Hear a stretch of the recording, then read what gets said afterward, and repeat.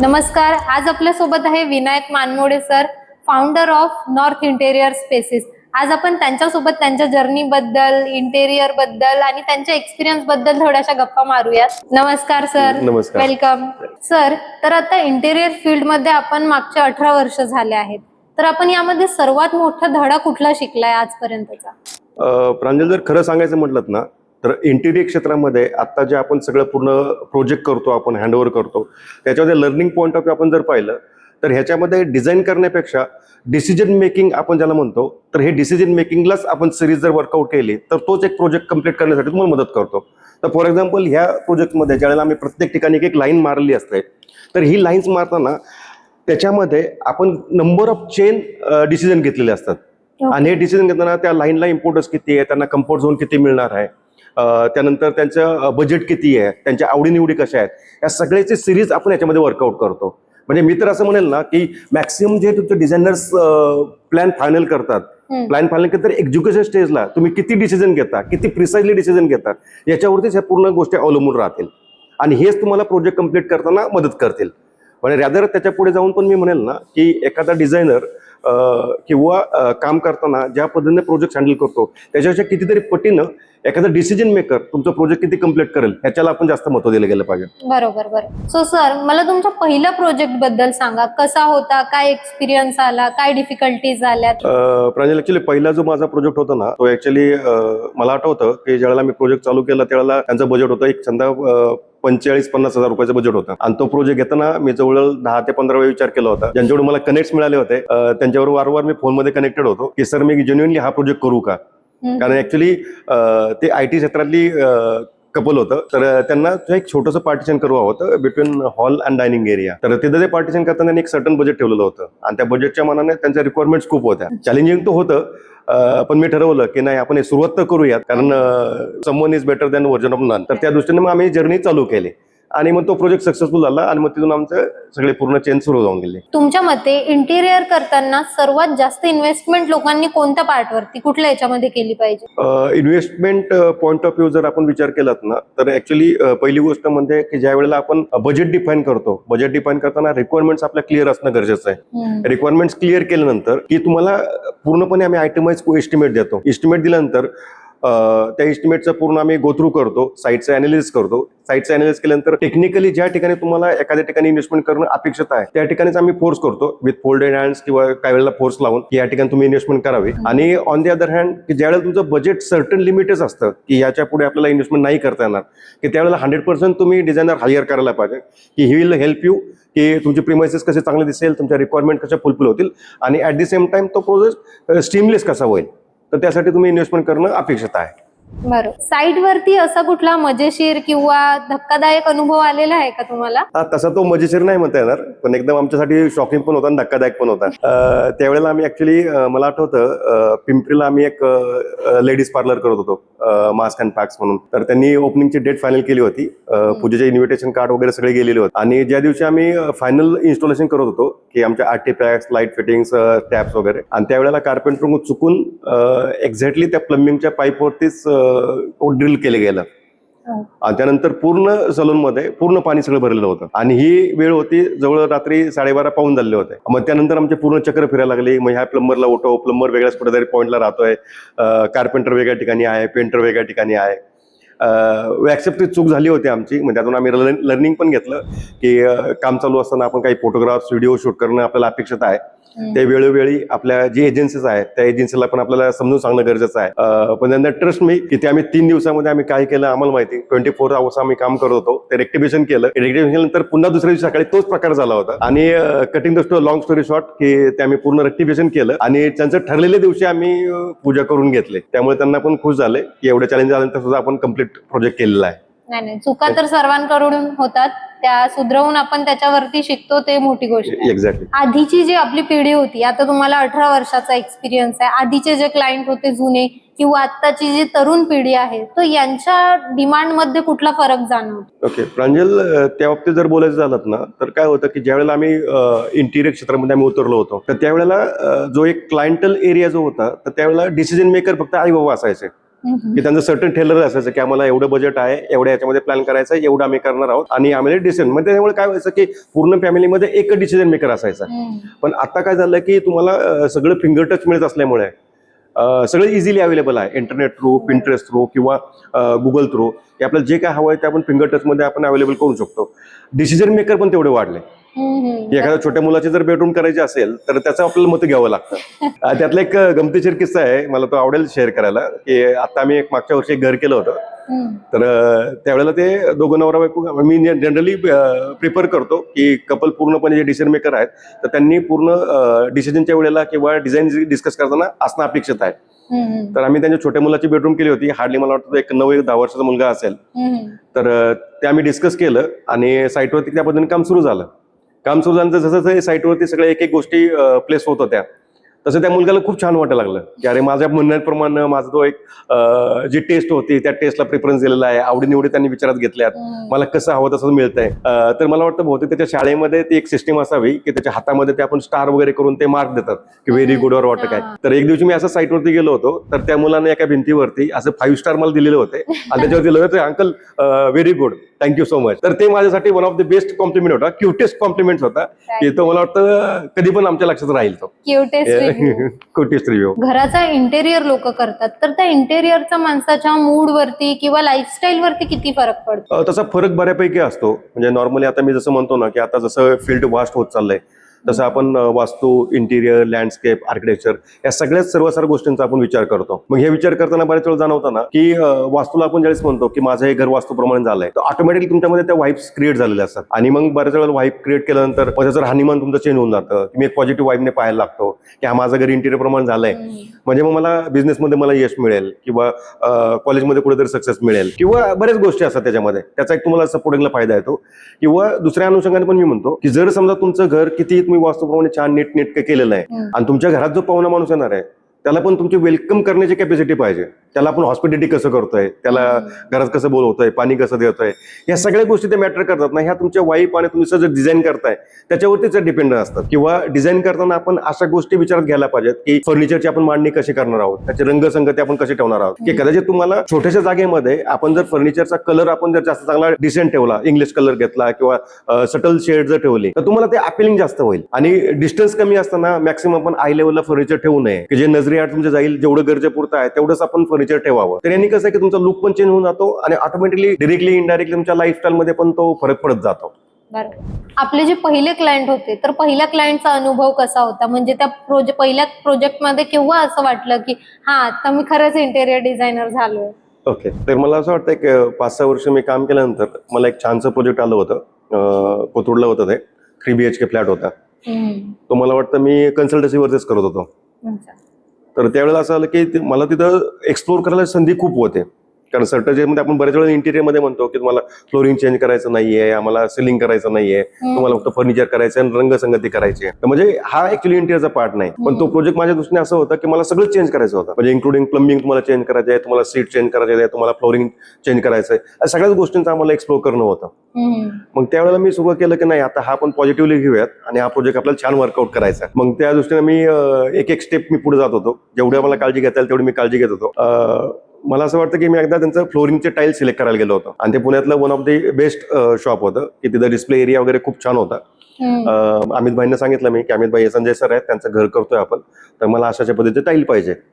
आम्ही टाईल वगैरे सिलेक्शन केली. ती मला वाटतं क्युटनची टाईल होती कजारियाची. तर ही टाईल मी त्यांना हवे दाखवली, सगळ्यांना पसंत पडली ती. आणि सरांचे बरेचसे कॉन्टॅक्ट होते संजय सरांचे. तर मी संजय सरांना सांगितलं की सर अमित सरांकडे आपल्याकडे एक्सप्लोर करण्यासारखं खूप काय आहे, पण मला आपल्या प्रोजेक्टसाठी ही टाईल मला जास्त चांगली वाटते, तर आपण ही टाईल घेऊया. म्हणजे तुम्हाला ब्रँड माहिती आहे, तुम्हाला टाईलची साईज कळलेली आहे, मेक कळलेला आहे, तर मला ही फक्त टाईल साईटवरती हवी आहे. मग तुम्ही अमित भाईंकडून घेतली तरी चालेल किंवा अन्य कुठल्याही शॉपमधून घेतली तरी सुद्धा चालेल. आणि असं मला वाटलं रिपीटेडली मी 2-3 सिलेक्शनला केलं असेल.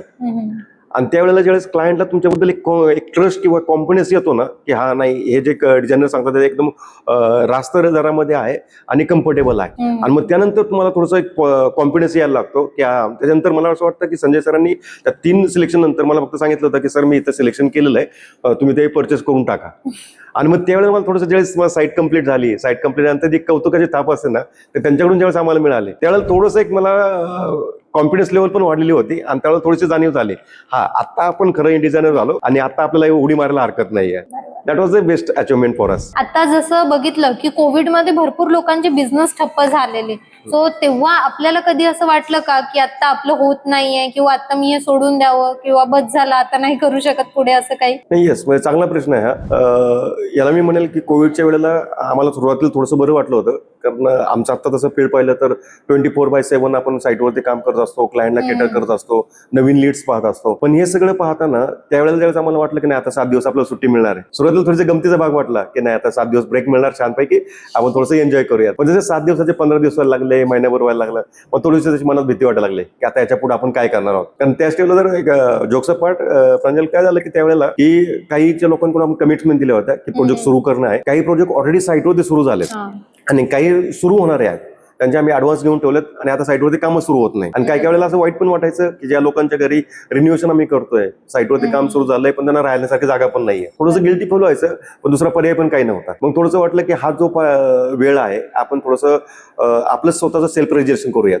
एक्झॅक्टली आपण लर्निंगसाठी कुठे वापरू शकतो का, त्याला ऑनलाईन प्लॅटफॉर्म बरेचसे ओपन झाले होते आपल्यासाठी, म्हणलं तो तर आपल्याला करता येईल. पण त्याबरोबर आपल्या सगळ्यात महत्वाचं होतं की हा जो काही पूर्ण पॅटर्न आहे ही आमची चेन आहे. जर समजा आपण कुठल्याही साईटवरती काम पाहतो, साईटवरती काम करताना ही जी काही पूर्ण चेन आहे ही एक स्टेप बाय स्टेप सगळी काम करत असतात. म्हणजे त्याच्या पुढे जाऊन मी म्हणेल की लिटरली एक डिझायनर जो आहे तो लिटरली एक मंगलसूत्र सारखं काम करत असतो. मंगलसूत्रामध्ये जसे ब्लॅक कलरचे मनी असतात, व्हाईट कलरचे मनी असतात आणि या सगळ्यांना गुंपून ठेवला एक धागा असतो आणि धाग्यामध्ये आपण एक वाटी असतो, तो डिझायनरचं काम असतं. आणि हे जे काही धागा जो आहे तो धागा असतो तुमची सिस्टीम.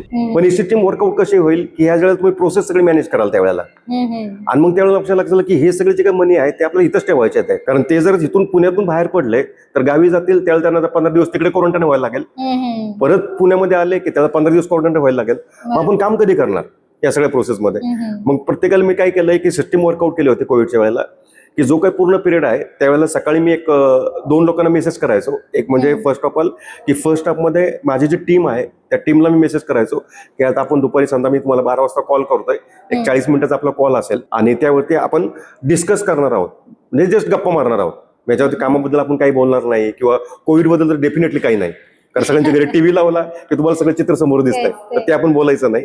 आणि सेम पार्ट सेकंड हाफमध्ये एक समजा 4 वाजता माझा टाइम ठरलेलं असायचं. 4 वाजता मी टाइम ठरवायचो, जे माझे मेंटर्स आहेत, माझे क्लायंट्स आहेत की त्यांच्यावर मी काम करतोय त्या लोकांना, त्यांना मी मेसेज करायचो. आणि please note, we are not talking about COVID circumstances, काही जे काय असतील ते आम्ही चेंज करणार नाही. पण त्याच्यामुळे काय झालं की त्या माणसांना मी सांगायचो की जो कोण माणूस असेल XYZ, त्या माणसांना सांगायचो की तू पुणे सोडायचं नाहीये, तुला काय मदत हवी आहे, हा तुझ्या घरी राशन पाहिजे, ठीक आहे, I will send it to you, पण तू रूम सोडू नको, तू पुण्याच्या बाहेर पडू नको.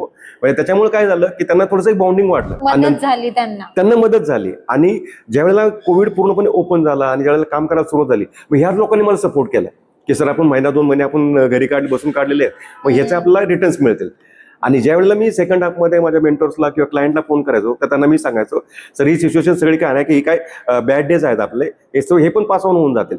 ज्या दिवशी तुमचं काम सुरू होईल त्यांना रेटमध्ये आपण कुठं ऍड ऑन करणार आहोत किंवा काही जे काय आहे, ज्या दिवशी तुमचं ओपन होईल पहिला आपण कॉल तुमच्याकडे घेऊ, तर तुम्ही प्रिफरन्स आम्हाला पहिलं दिलेला आहे.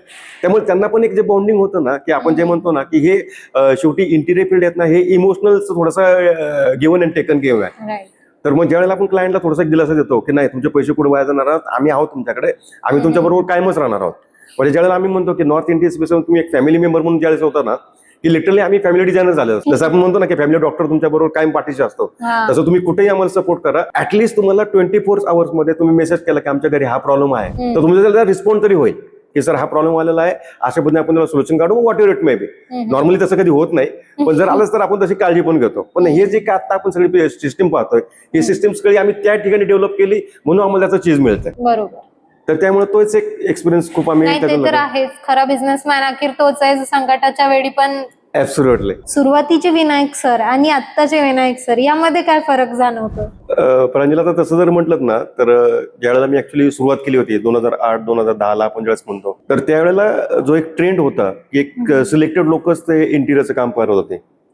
ओके, म्हणजे त्यावेळेला असं म्हणता येईल ना की विनायक मानमोडे नावाचा इंटिरियर डिझायनर होऊ शकतो का, म्हणजे इथून क्वेश्चन मार्क होता. आणि त्यावेळेला आपल्याकडे गॉडफादर कोण नाहीयेत आणि अशा परिस्थितीमध्ये आपण ज्यावेळेस असा विचार करतो की आपल्याला बिझनेस करायचा आहे, तर आपण तो कसा डेव्हलप करणार, हा पहिला पार्ट. कट्टू माझे आजोबा ऍक्च्युली सुतारी काम म्हणजे 12 मध्ये म्हणतो की त्याच क्षेत्रामध्ये आम्ही काम करत होतो. त्यामुळे आजोबांबरोबर जाणं, मग त्यानंतर त्या ठिकाणी आम्हाला बलुतेदारी म्हणून पेरू बोरो वगैरे अशा मिळाल्या मोबदल्या म्हणून मिळाल्या आम्ही पाहिलेली आहेत. म्हणजे जसं नेहमी आम्ही सांगतो ना की इंटिरियर माणूस कधी करायचा विचार करतो की ज्यावेळेला तुमची लेवल 2 तयार होते. बरोबर. मग लेवल 2 झाल्यानंतर तुम्ही प्रगती करत असता. प्रगती केल्यानंतर एक स्टेप तुम्ही पुढे जाता. मग आपलं नवीन घर घ्यायचंय, नवीन स्वप्न कोणाचं तरी पूर्ण करायचंय. म्हणजे ही कुठेतरी लिगसी होते ना, ही मला कुठेतरी टच करून गेले की ज्यावेळेला आपण घर होत असतं त्यावेळेला आपलं म्हणून आपण ते घर करत असतो. म्हणजे त्यावेळेला आपण जर पाहिलं तर आम्ही 24 आवर्स मध्ये कधी आम्ही तिथे एंट्री करू शकतो, कधी जाऊ शकतो. आणि पण ज्यावेळेला घर संपतं त्यावेळेला आम्हाला बेल वाजूनच एंट्री करायला मिळते. म्हणजे हा जो पार्ट असतो ना, हा कुठेतरी मनाला भिडून गेला की नाही आपलं करायचं ते ह्या क्षेत्रातच करायचं. मग तिथून आमची सगळी जर्नी सुरू झाली आणि मग एक एक स्टेप पुढे घेत आपण पुढे जात होतो.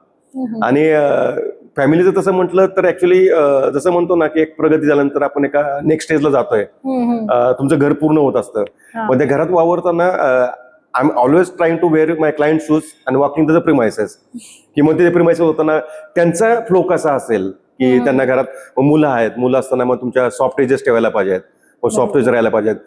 तुमच्या हाईटच्या वेळेला तिथे जास्त असं भरगच आपलं फर्निचर नको दिसायला, त्याचं कलर कॉम्बिनेशन कसं ठेवणार आहे.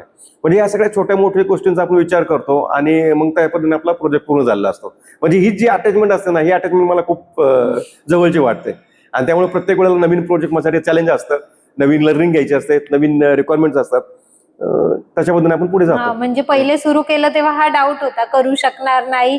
आता त्या फील्ड मध्ये एकदम कॉन्फिडन्स लेवल एकदम कम्प्लिटली वाढून गेले. आणि सुरुवातीला मी म्हटलं तर जसं की डिझायनर चालू करताना एक मी थोडंसं नाही म्हटलं तर ना एक इंट्रोवर्ट होतो की आपण क्लायंटशी बोलायचं कसं, की एवढे क्लायंट आपले होतील का. मग नेक्स्ट लेवलला आपण जाताना तो एक्सपिरियन्स कसा शेअर करायचा, मग सगळ्याच गोष्टी करायच्यात. कारण जसं प्रिसाइजली आपण जर पाहिलं ना की ज्यावेळेला आपण साईटवरती उभं राहतो त्यावेळेला लेबरला सांगताना आपली लँग्वेज कम्प्लिटली वेगळी असते. आणि ज्यावेळेला आपण क्लायंट बरोबर बोलतो त्यावेळेला एक कन्व्हिन्शनल लँग्वेज असते की हा सर आपलं असं काम करायचं आहे, अशा पद्धतीने आपल्याला पुढे जाता येतील. दोघांना ते कन्व्हिन्स करायला लागतं. तर हा पण एक पार्ट आहे. आणि सगळ्यात महत्वाचं म्हणजे की drawing is our basic language. की ऑटोकॅडमध्ये तुम्ही जे काही लाईन्स तुम्ही डिफाईन केलेल्या आहेत त्यामुळे प्रत्येक लाईनला तुम्हाला ते महत्व आहे. आणि तेच आपल्याला क्लायंट पर्यंत किंवा आपल्या वेंडर्स पर्यंत नेणं अपेक्षित आहे. बरोबर. इंटेरियर फील्ड जेव्हा तुम्ही निवडली तर तुमच्या कुटुंबाचे काय रिएक्शन्स होते यावर? नाही, खरं सांगायचं म्हणलं ना त्याचे रिएक्शन म्हणण्यापेक्षा मला असं वाटतं की पहिली 5-6 वर्ष त्यांना माहितीच नव्हतं मी ऍक्च्युली काय करतोय ते. तर मी पहिले सुरुवातीला मी जसं म्हणालो की सुरुवातीला मी सिव्हिल ड्राफ्ट्समन, नंतर इंटेरियर डिझायनर, नंतर प्रोजेक्ट मॅनेजर, नंतर मग फ्रीलान्सर अशा पद्धतीने कामं केली. तर कारण आमचं फील्ड असं आहे ना की सकाळी तुम्ही घर सोडलं तर तुम्ही संध्याकाळीच घरी येतात. बरोबर. त्यामुळे घरच्यांना तशी कल्पनाच नव्हती की आपण डिझायनर चालवतोय. आणि मला वाटतं की आता ह्या जसं सोशल मीडिया, इंस्टाग्राम वगैरे सुरू झालंय तेव्हापासून लोकांना थोडंसं वाटायला लागलंय की हा आता काहीतरी बिझनेस पण करतोय काहीतरी आणि तो डिझायनर झाल्यासारखं वाटतंय. बरोबर. तर तशी रिएक्शन नव्हती तसं ऍक्च्युअली काय म्हटलं तर. असा कुठला इमोशनल किस्सा किंवा काही आहे का जो तुम्ही आपल्या जर्नी बद्दल सांगू इच्छिता? इमोशनल किस्से तर तसे भरपूर आहेत. कारण साईटवरती हे सगळ्या गोष्टी अशा होतच राहतात. प्रत्येक क्लायंट काहीतरी नवीन इन्साईट देत असतो. पण एक क्लासिक एक्झाम्पल आहे आता जस्ट एकदम ताजा तवाना मला वाटतो तो. मागच्या महिन्यामध्ये आपण मातृदिन साजरा केला, मदर्स डे म्हणू आपण त्याला. तर मदर डे म्हणजे तसं ऍक्च्युली पाहिलं ना तर तो एक दिवसाचा गेम नाहीये. तर एक दिवस फक्त आपण सेलिब्रेशन करतो आणि सोडून देतो आणि वर्षभर आपण विचारत पण नाही. तर माझ्या दृष्टीने ऍक्च्युली माझी आईच जास्त इन्स्पिरेशनल आहे. तर मला असं वाटतं की 6 महिन्यापूर्वी आम्ही एक प्रोजेक्ट केलं होतं. तर त्यांचा बरेच दिवस म्हणजे बिलाच्या बाबतीत मी कधी विचारलं पण नाही. आणि ती साईट कम्प्लीट झाली आणि मागच्या महिन्यामध्ये त्यांचा मला मेसेज आला की सर आपण ते आता जे काही व्यवहार राहिले कम्प्लीट करून घेऊयात. तर मी सहज गेलो होतो. सहज गेल्यानंतर मग त्यांना सरळ सांगितलं की सर तुम्हाला जे काही फिगर द्यायची ती फिगर द्या. I am happy with that figure. मग त्यांनी मला तोच प्रश्न विचारला की सर आपण 6 महिन्यापूर्वी ज्यावेळेस भेटलो होतो त्यावेळेला तर तुम्ही सांगितलं होतं की डिस्काउंट वगैरे आपण व्यवस्थित रेट वर्कआउट केलेले, डिस्काउंट वगैरे असं फारसं मिळणार नाही. तर मी त्यांना ते सांगितलं की सर ज्यावेळेला आपण साईट चालू करतो ना तर ज्यावेळेला आपली पहिली मीटिंग ऑफिसमध्ये होते त्याला मला माहित नव्हतं तुमची साईट कुठं संपलेली आहे, कुठं चालू होणार आहे. मला त्याची आयडिया पण नव्हती. पण ज्यावेळेला साईटवरती उभं राहिलो आणि त्या साईटवरती उभं राहिल्यानंतर ज्यावेळेस मला कळलं की त्याची मला ते प्रूव्ह करून दाखवायचं होतं ऑन द अदर हँड. आणि दुसरा पार्ट म्हणजे त्यातला असा होता की आता हे डिस्काउंट देण्याचा पार्ट आला किंवा डिस्काउंट म्हणलं हे किती जरी आपण केलं तरी फारसं कमीच पडेल ते. कारण ह्या जागेवरती आपण जे आता उभं राहिलो ना 40 वर्षापूर्वी तर माझ्या आईने काम केलेलं होतं. तर म्हणून मला असं वाटलं की आपण थोडंसं कुठेतरी एक आपली लिबर्टी आहे किंवा एक डिग्निटी आहे की आपल्याला कुठेतरी परतफेड करता येईल. असं परतफेड तर कधी होत नाही, पण जेवढं आपल्याला करता येईल तेवढं आपण 100% प्रयत्न करूयात.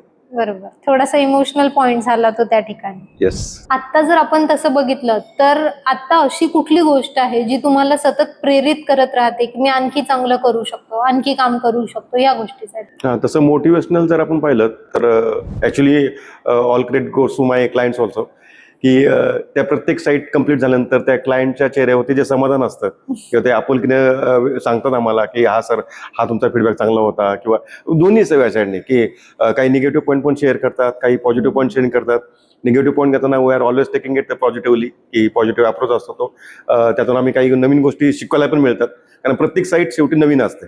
प्रत्येकाचं राहणीमान वेगळं आहे, प्रत्येकाची स्टाईल वेगळी आहे. आणि मला असं वाटतं की आम्ही खाली साऊथ पासून तर नॉर्थ पर्यंत, किंवा बंगालपासून तर महाराष्ट्रापर्यंत सगळ्याच टाईपची आम्ही घरं केलेली आहेत. त्यामुळे ती अटॅचमेंट होताना प्रत्येक ठिकाणी वाटतं की नाही यार, अजून आपल्याला पुढे कुठेतरी जायचंय, की एक राहिले आपल्याला पुढे आपलं इम्प्लिमेंट करायचं आहे, एक राहिले पुढे इम्प्लिमेंट करायचं आहे. त्यामुळे क्लायंट जो फीडबॅक देतो तोच आपण पॉझिटिव्हली घेतो. आणि ऍक्च्युली मोटिवेशनल म्हणलं तर तेच मला मोटिवेट करतं की आणखी आपल्याला. मोटिवेशन आहेत. येस. आत्ताची जी पिढी आहे त्यांनी स्वतःच सुरू केलं आहे किंवा काही करण्याची इच्छा ठेवतात, त्यांना तुम्ही तुमच्या एक्सपिरियन्स वरून कुठली सल्ला देऊ इच्छिता? त्यांना सल्ला द्यायचा म्हणलं तर मी एक सल्ला देईल की तुम्ही पहिलं क्लायंटच्या रिक्वायरमेंट्स पूर्णपणे समजून घेतल्या पाहिजेत, त्यांना एक्झॅक्टली काय हवं आहे ते. आणि प्लस काम घेण्यासाठी आपण ते काम घेऊ नये की त्याला पूर्ण जस्टिफाय करायचं असेल आपल्याला, त्या रिक्वायरमेंट्स किती आहे, बजेट किती आहे, प्लस साईटचे अनालिसिस काय आहे, साईटवरती आपण कशा पद्धतीने आपण तो प्रोजेक्ट एक्झिक्यूट करणार आहोत. बऱ्याच गोष्टी असतात, तुमचे बीम आलेले असतात, ऑप्शन आले असतात. आता सगळं फिंगर टच झाल्यामुळे तुम्हाला Pinterest, इंस्टाग्रामवरती बऱ्याच गोष्टी इझिली अवेलेबल आहेत. पण त्या साईटवरती एक्झिक्यूट करताना तशा प्रॅक्टिकली होतील का? मग तिथे गेल्यानंतर बरेचसे चॅलेंज येतात. तिथे कॉलम दाखवलेलं नाहीये, बीम दाखवलेलं नाहीये. क्लायंटचं त्यावेळेला इंस्टाग्रामवरती आपला तो रील्स शेअर करतात, किंवा Pinterestवरती इमेज पाहिली जात आहे, तर त्या ठिकाणची भिंतीची साईज किती आहे, आपल्या त्या प्रिमाइसमध्ये वर्कआउट होणार आहे का? म्हणजे मी तर म्हणेल की त्या इन्स्पिरेशनल इमेज म्हणून तुम्ही घ्यायला पाहिजेत, की त्याच्यातून फक्त तुम्ही कन्सेप्ट घ्या, त्या कन्सेप्टमध्ये त्याचं कसं स्किल वापरलंय ते वर्कआउट करा.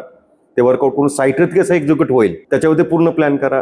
ड्रॉइंग्सवर पूर्णपणे स्टडी करा की ड्रॉइंग कशा पद्धतीने एक्झिक्यूट केलं जाईल, आपण कस्टमरला कसं एक्सप्लेन करणार आहोत. या सगळ्या पूर्ण गोष्टीचा ताळमेळ घालून जर आपण साईट कम्प्लीट केली तर सगळ्याच गोष्टींनी ते फ्रुटफुल राहील.